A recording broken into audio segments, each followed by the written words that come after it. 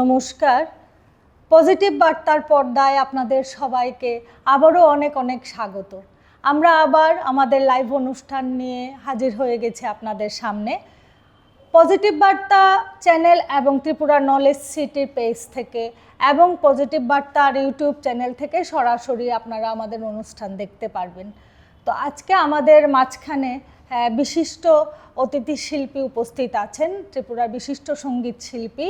তো ম্যাডামের কাছ থেকে ম্যাডামের পরিচয়টা আমরা জেনে নেব। নমস্কার, আমার নাম পুনম চৌধুরী, আমি বিশালগড় থাকি। আচ্ছা, তো ম্যাডাম আজকে আপনি কি গান দিয়ে শুরু করছেন ম্যাম? আমি একটি রবি ঠাকুরের পূজা পর্যায়ের একটি গান দিয়ে শুরু করছি। আচ্ছা, খুব ভালো। রবি ঠাকুরের আমরা জানি অনেকগুলি পর্যায় আছে, তো পূজা পর্যায় থেকে আজকে ম্যাডামের প্রথম গানটি পরিবেশন করবেন। পূজা পর্যায়ের গানগুলি রবি ঠাকুরের সবগুলি গানই ভগবানের উদ্দেশ্যে অর্পিত করা গান এবং দেহ থেকে দেহাতীতে যে শ্রদ্ধা নিবেদন করেছেন সেই সবই ভগবানের উদ্দেশ্যেই রচনা করা হয়েছে। তো কবিগুরুর গান দিয়ে আমরা আজকে শুরু করছি।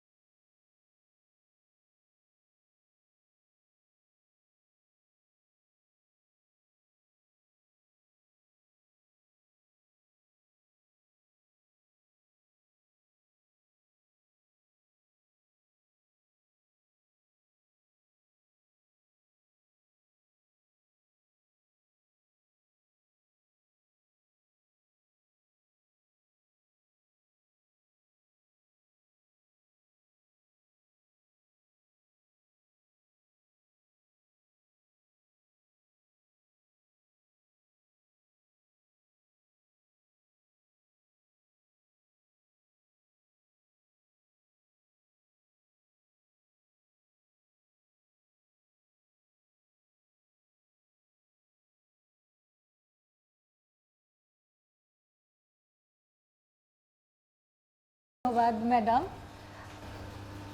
তোমার পূজার ছলেই তোমায় ভুলেই থাকি। কবিগুরু একাধারে ছিলেন ঔপন্যাসিক, নাট্যকার, সঙ্গীত স্রষ্টা, চিত্রকার।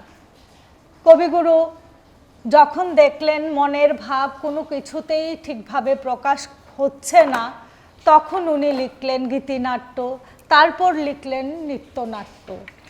তো কবিগুরুর গান দিয়েই আমরা আজকে আমাদের অনুষ্ঠান শুরু করলাম। এবার ম্যাডাম কোন গান করছেন? এবার আমি একটি প্রেম ও প্রকৃতি পর্যায়ের একটি গান করছি রবি ঠাকুরের।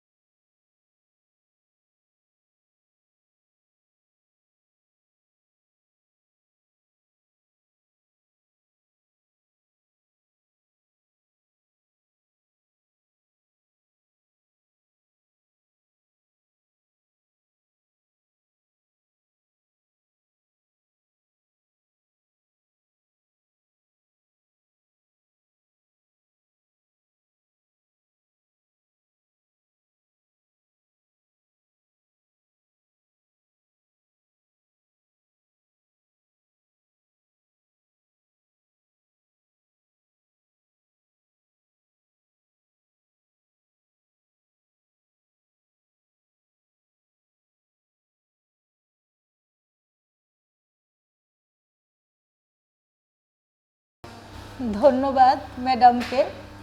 রবি ঠাকুরের প্রাদেশিক সুরে একটা গান শুনলাম আমরা। তো ম্যাডাম, আপনার সঙ্গীত জীবনে আসার কিভাবে?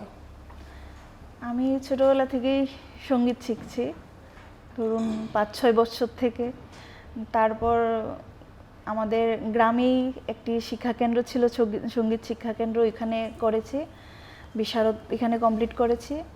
তারপর বিয়ের পরে মিউজিক কমপ্লিট করলাম। আচ্ছা, খুব ভালো। তো এবারে আমরা কি শুনবো ম্যাম? এবার আরেকটি রবি ঠাকুরের গান শোনাই, এটা প্রেম পর্যায়ের গান একটা শোনাই।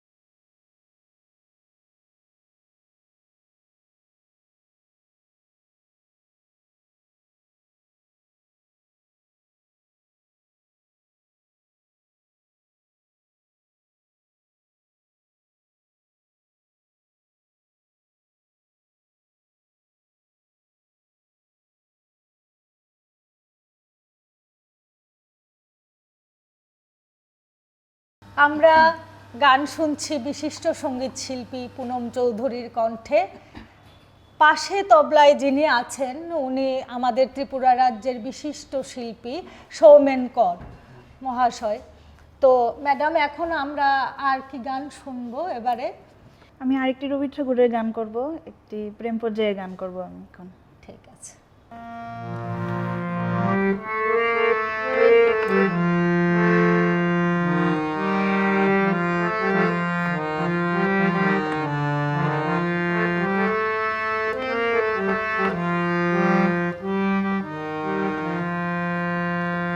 বনি যদি ফুটলো কুসুম, নেই কেন সে পাখি, নেই কেন, নেই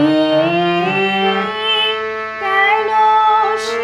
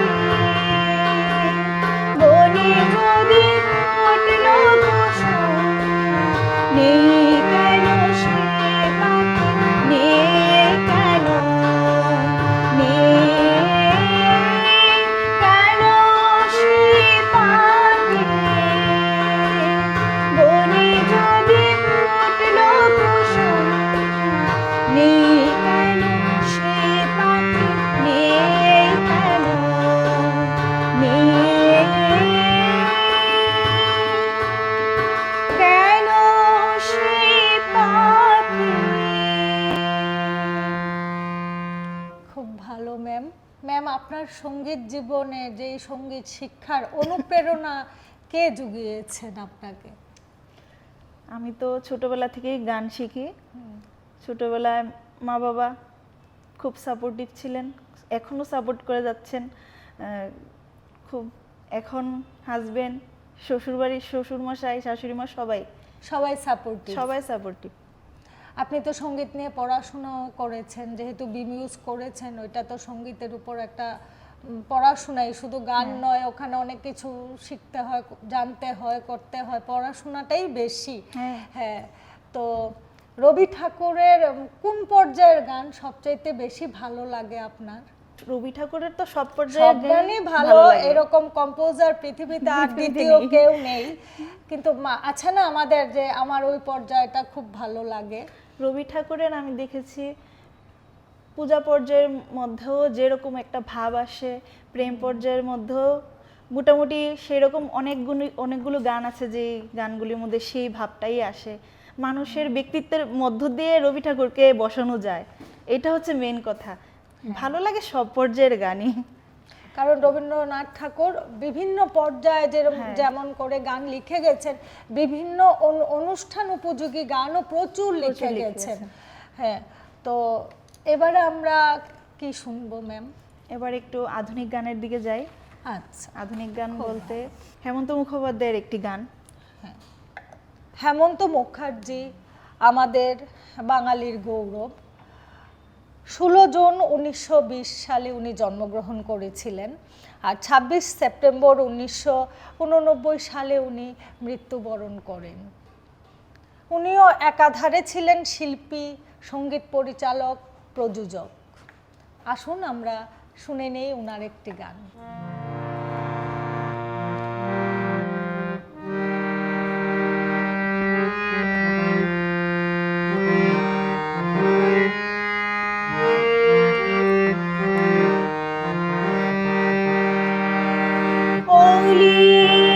কথা শুনি বকুল হাসে, ওই তাহার মতো তুমি আমার কথা শুনি।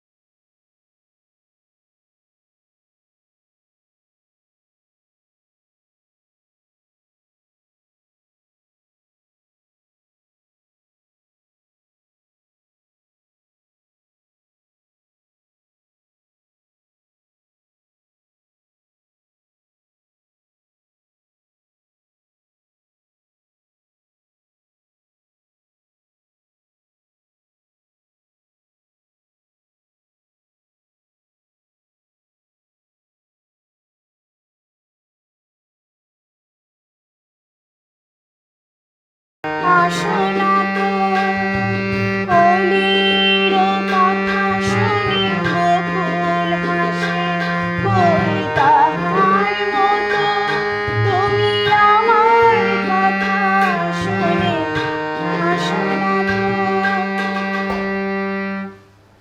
খুব সুন্দর হয়েছে। আপনার মানে এই যে সঙ্গীতের, এটা কি এখনকার সঙ্গীত ভালো লাগে না আগের সঙ্গীত ভালো লাগে? এখন তো আপনার মতামত কি? আগে তো ছোট ছিলাম, আগে ছোট থেকে যা শিখেছি তাই ভালো।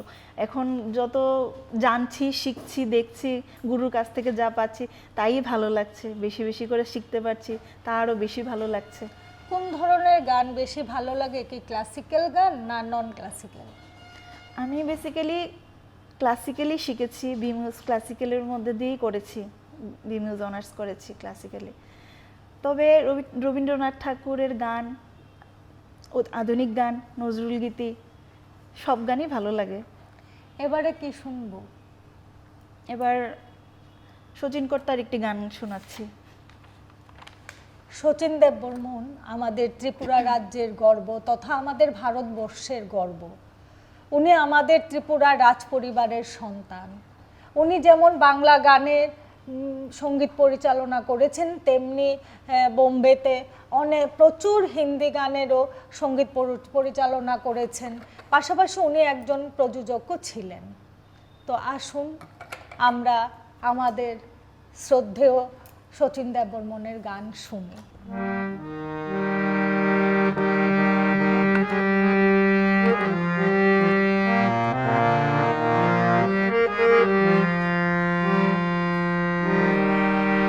বর্ণে গন্ধে ছন্দে গীতিতে হৃদয় দিয়েছ দোলা, রঙেতে রাঙিয়া রাঙাইলে মোরে, একি তব হরি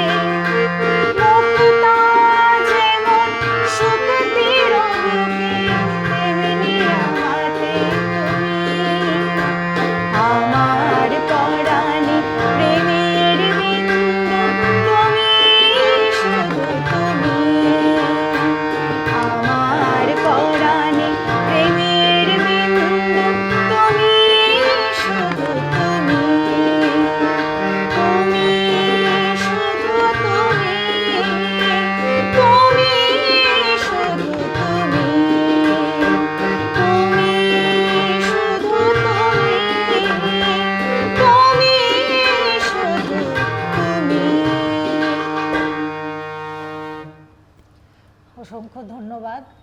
আজকে এই যে এতক্ষণ ধরে গান করছেন আমাদের এই মঞ্চে এসে আপনার কেমন লাগছে? আপনার? খুব ভালো লাগছে। পজিটিভ বার্তা আপনাদের চ্যানেলের নাম। এখানে পজিটিভ যে গান বাজনার মতো পজিটিভ জিনিস আর কিছু হতেই পারে না।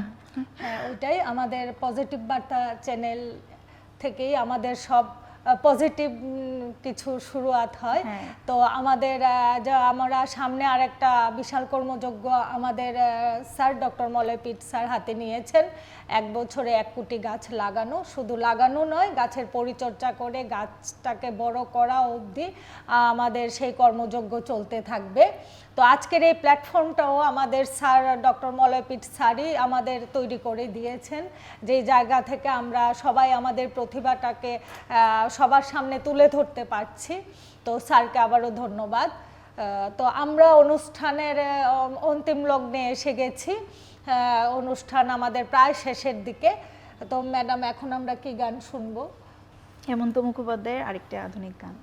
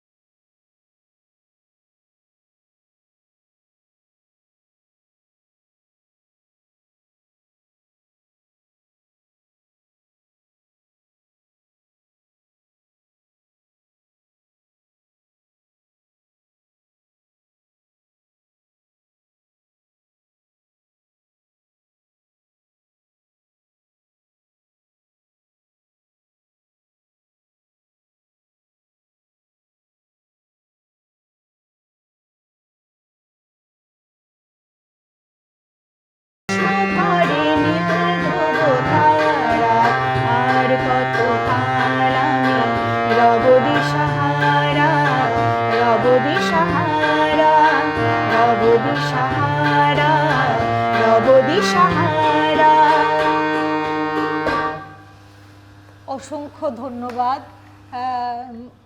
শিল্পী পুনম চৌধুরী আপনাকে। আমাদের ডাকে সাড়া দিয়ে আমাদের এই প্ল্যাটফর্মে এসে অনুষ্ঠান করার জন্য। পর্দার ওপারে যারা আছেন আপনাদেরও বলছি, আপনারা চোখ রাখুন আমাদের পজিটিভ বার্তা ইউটিউব চ্যানেল এবং ত্রিপুরা নলেজ সিটি পেজে, এবং আমাদের সঙ্গে থাকুন। অসংখ্য ধন্যবাদ আপনাদেরও। নমস্কার।